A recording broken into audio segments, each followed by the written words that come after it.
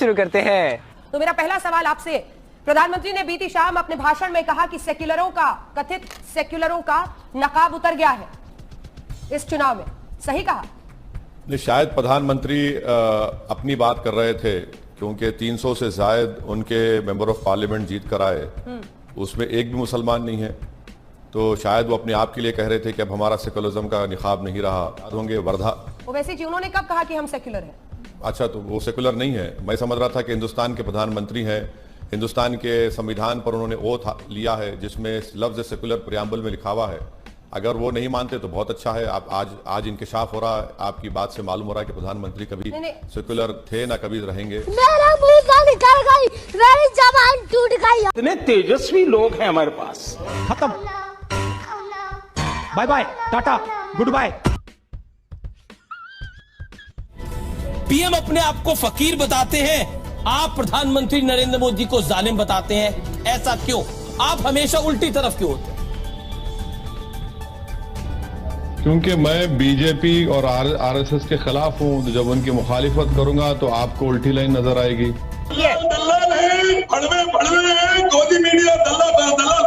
मर्यादा रखिए, थोड़ी मर्यादा रखिए। But in the present political scenario, I see him as a neo Jinnah. Neo Jinnah. अरे संपित बच्चा है, बच्चों के बारे में नहीं बोलते, बच्चों के बाप से मुकाबला है हमारा, हम बाप को बोल रहे हैं। तो संपित बच्चा है, अभी छोड़िए ना। जब बड़े बात करते हैं तो बच्चों को टाई टाई नहीं करना चाहिए। टाटा, गुड बाय, गया।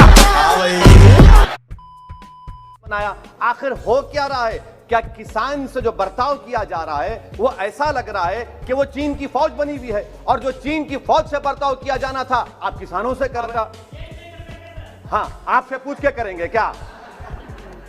आप तो टुट्टे शायर हैं, ना शायरी आती है आपको, ना ज़ौक़ है, ना कुछ है, बोले जाते हैं क्या क्या बोलते हैं आपको ही मालूम।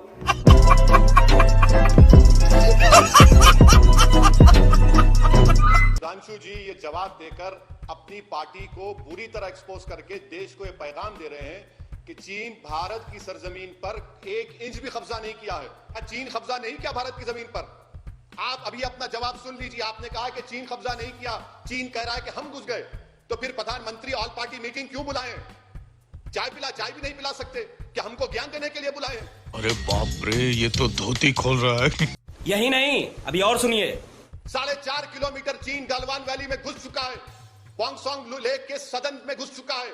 मैं फिर से देश को बताना चाह रहा हूं कि सुधांशु जी झूठ कह रहे हैं। सुन, मैं वापस आ गया, तू फिर से डरेगा जिस तरह फ्लॉप। आपने ना सिर्फ भारत की आवाम का बल्कि उन मरने वाले 20 जवानों की तौहीन की है।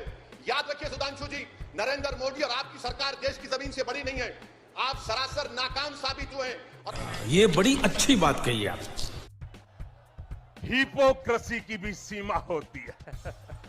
वाह मोदी जी, वाह वाह वाह। आपके गढ़ में घुस आए हैं। 55 और 48 का फासला देखिए सर, सिर्फ 7 सीटों का फासला है नंबर 1 पार्टी से, और आपसे 4 का। मेरे घर में कहाँ है मैडम, बताइए ना। मैं तो आपको एम्पिरिकल डेटा दे रहा हूँ। मेरे घर में जय श्री राम बोलने वाले कम्युनल है, बीजेपी के वोटर्स कम्युनल है। मैडम, ये भावना आप भी स्प्रेड करते हैं। मेरी एक स्पीच दिखा दीजिए जहां पर मैंने इस तरह की बात कही। बताइए आप, चलिए स्पीच चलाइए मेरी। अभी आप मेरी एक स्पीच चलाइए जहां पर आप जो कह रहे हैं मैंने कहा इस बात को।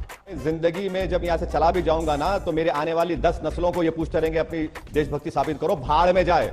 मैं इन लोगों के देशभक्ति का सर्टिफिकेट लेने का मोहताज नहीं हूं। मैं जूती पर रखता हूं इनकी देशभक्ति के सर्टिफिकेट को। मैं भारत का वफादार हूं और रहूंगा। के गृह मंत्री अमित शाह ने आज ललकारा है, आपके हैदराबाद में पहुंचकर कह रहे हैं अगला मेयर बीजेपी का ही होगा हैदराबाद शहर में। हम तो यही कहेंगे कि बिल्ली के ख्वाब में छिछड़ी होते हैं। जनाब सुधांशु साहब, आप बात कर रहे हैं 2005 के एग्रीमेंट की। मैं आपसे कह रहा हूं कि भाड़ में जाए एग्रीमेंट वो जो मेरे सिपाहियों की जान को नहीं बचा सका।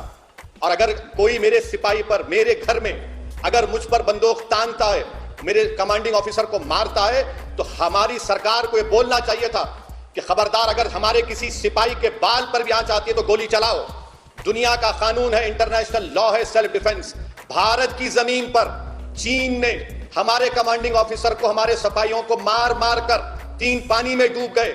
ऐसे एग्रीमेंट को मैं फाड़ कर फेंकता हूं देश के लिए।